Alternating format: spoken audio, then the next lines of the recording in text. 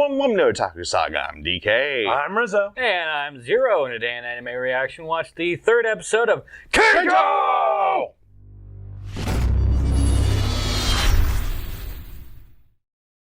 If you want to check out our reaction to the third episode of Keijo, hit that link in the description below. And be sure to give us feedback in the comment section because we love hearing from you. And as always, if you like what you see, subscribe to Otaku Saga. And don't forget to like and share our videos. And thanks for watching.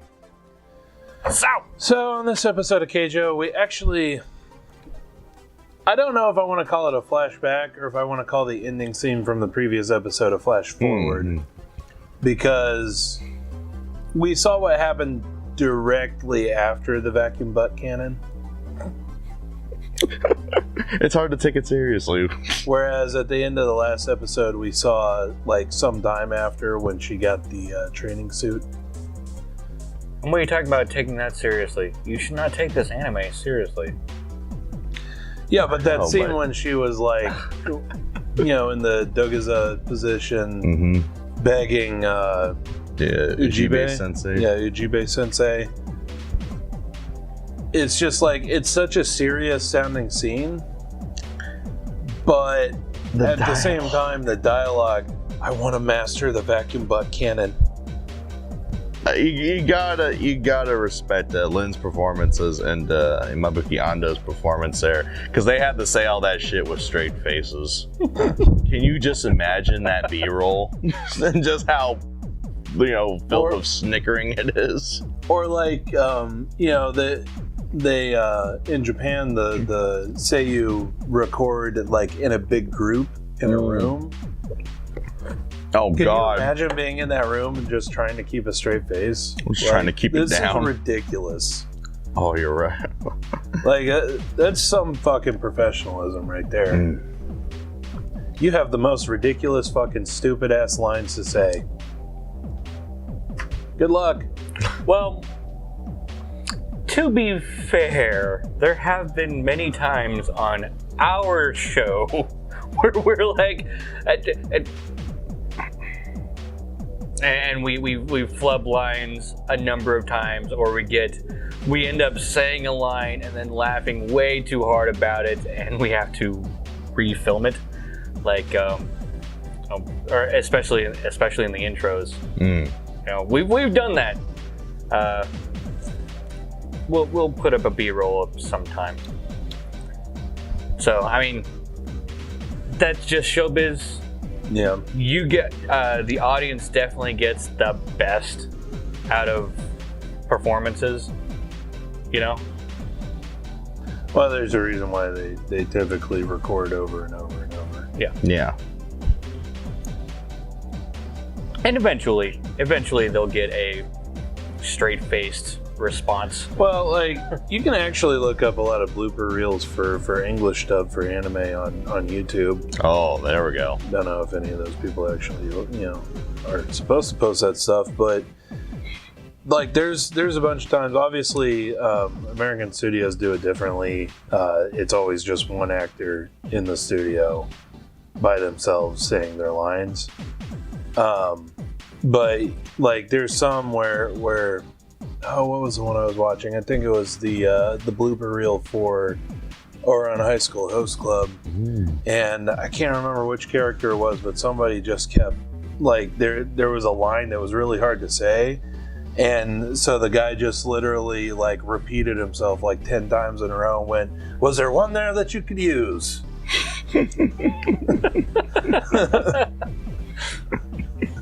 But voice acting aside, I mean, that was a hilarious scene. I would have a hard time trying to say it. I could not say it with a straight face. But At least, yeah, sounding that just grave. yeah, I must learn the vacuum butt. Right? Please, I must learn the vacuum butt cannon. I need to be a prize queen. I beg you. Let me master the vacuum butt cannon. Oh my god. But anyway, so Ujibe challenges her to wear a suit for a month. It's basically the old, like, The training brace. Yeah, training brace, weighted training clothes type trope. So, nudity makes you stronger on this planet. Zoop. Okay. All right. But yeah. I actually enjoy these types of designs. You would. What? Tighten constricting. I was actually talking about the training itself. Never mind. Well, Because Goku does it. in this series, it wouldn't be practical to have like actual weighted training swimsuits, I guess. Yeah. Yeah. Whereas the resistance is a lot more believable, I guess, for this series. You said design, so I'm like, oh, okay. And we actually got a tweet on Twitter. BB Nugget. I hope it's a tweet on Twitter, Yep. not on Facebook. We were actually, previously we were talking about how we just finished the Keijo, and Nagato was like, yeah, it ended up being a joke. But the force may be a little too strong with her for her own good. That training suit had a great designer behind it, by the way, very practical. I agree. And that was like, for the most part, like except for maybe the exposed bits, which you probably wouldn't actually see. yeah. Other than that, it was Well designed. yeah, pretty much like. You can see it being made in real life. Yeah. But yeah. So basically, the thing is, she uses the attack and then like really hurts herself, like hurts her hips. And what it comes down to is that the attack is very, very, puts a huge strain on the person who uses its hips and lower back, and therefore, basically everybody who's used the attack to become a prize queen has been forced to retire early. And we see an image of Ujibe, like when she was a prize queen. Collapsed on the land and having to be taken by paramedics. Yeah. So it's just she's speaking from experience here, and that's why she retired, and probably the reason why she gained a bunch of weight, because she probably can't run. She probably can't, like physically cannot run. can't do many athletic. you can't do much in the way of strenuous exercise. Yeah. You could probably. Well, clearly she can do some exercise because she's able to work as a teacher. And she was very fast and very agile. Like I said, like really strenuous exercise. But, you can't be like an elite athlete again after an injury. I imagine that like the actual running training, she probably can't do because of the high impact. Yeah, that's. But Here I am. This is sorry. Just want to point this out. Here I am. This is a ridiculous anime, and I'm actually applying sports science to it. But that's the fun of Otaku Saga. We take stupid things like this and actually talk serious about it. Even though we shouldn't take this series any sort of serious, as I stated earlier. But this specific attack could seriously damage a person. You could have bad nerve damage, on top of joint damage, bone damage, muscle damage, and nerve damage. If you use this move any sort of wrong, you might actually inhibit yourself from walking again. Basically, All it takes is just like one grazed nerve in the spinal cord, and you're paralyzed for life. Yep. That's all it takes. So I can totally understand how difficult and how dangerous this attack is. Yeah. In this episode, lightening things up a little bit, we get introduced to a new character, Rin Rokudo. Rin. But don't call her that. Totally gonna call her that. Totally call her that. From now on, yes. Who basically introduces herself as the fastest Keijo player in Western Japan. Or actually, before that, we learned that Keijo players are classified by their fighting styles. Kind of like in boxing, actually. Infighter, outfighter, and... Actually, those are boxing terms, so there you go. Counter. Yeah. Basically, Infighter is somebody who fights in close and uses power. So Outsider is somebody who uses their speed. Speed and reach. Yeah, speed and reach. Then counter. Obviously, they allow the opponent to make the first move, and then they just hit them. Mm-hmm. But actually, yeah, those are exactly boxing terms right there. So let me see. So Miyato and Alba are outfighters. What was known? Counter. Counter, I think. Okay, and then Nozomi didn't actually get a classification. Yeah. She was just sent to go talk to Ujibee. A new type, idiot. Reckless idiot. Reckless idiot. Yep. Idiot red. Idiot red. But she's not red. It's a trope. That, You know, like joke. Oh, hard to tell. But anyway. Please don't joke when your joke doesn't sound like a joke. But yeah, so we're introduced to Rin. She claims to be the fastest in Western Japan, which obviously ticks off Miyato a little bit because Miyato is very proud of her speed. She's also from Kansai, I believe. But she also realizes that it's, at this point in time, completely true. Yeah, basically, Rin does a Gatling butt cannon. Shit. Gatling butt Gatling, whatever the fuck it's called. And basically does so many butt thrusts. God, fuck. What am I doing with my life? There's so many butt thrusts that...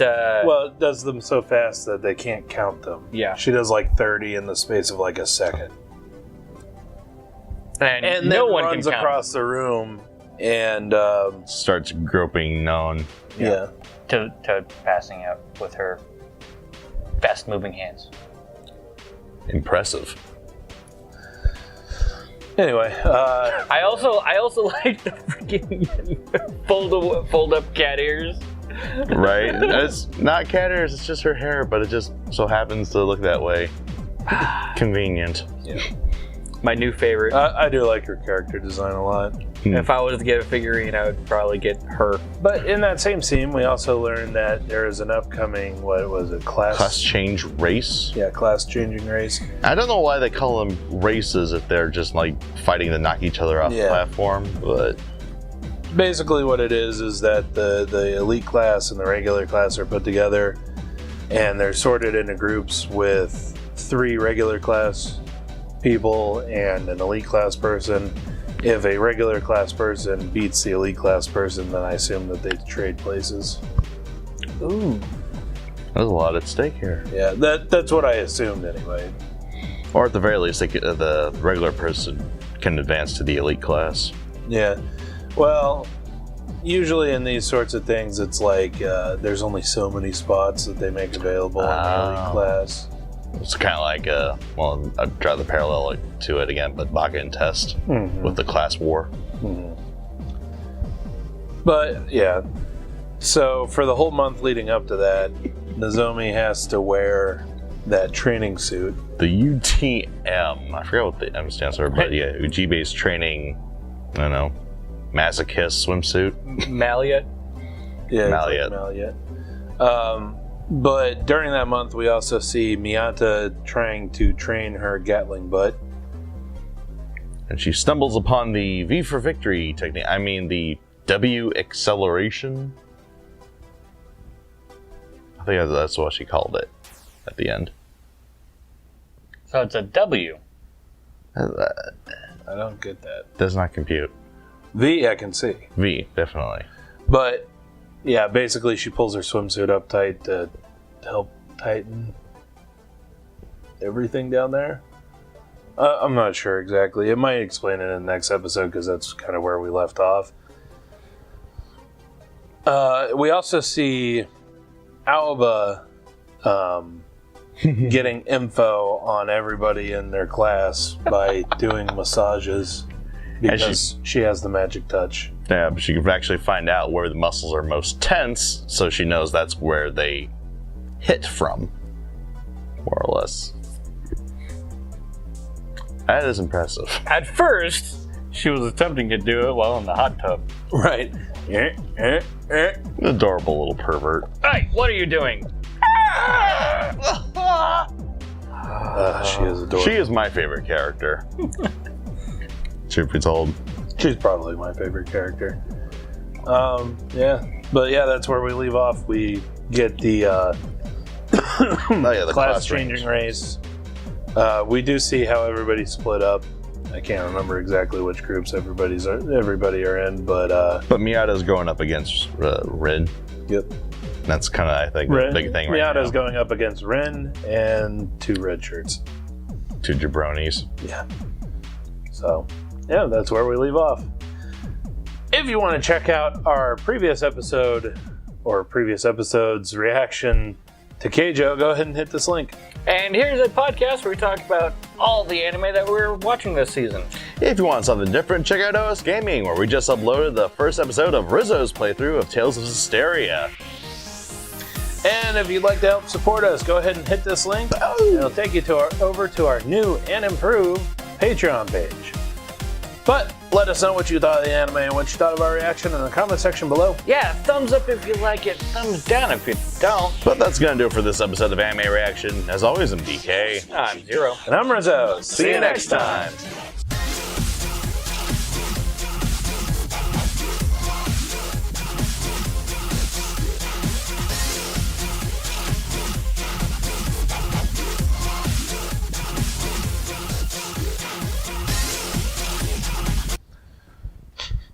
This ridiculous anime, and I'm applying sports science to it.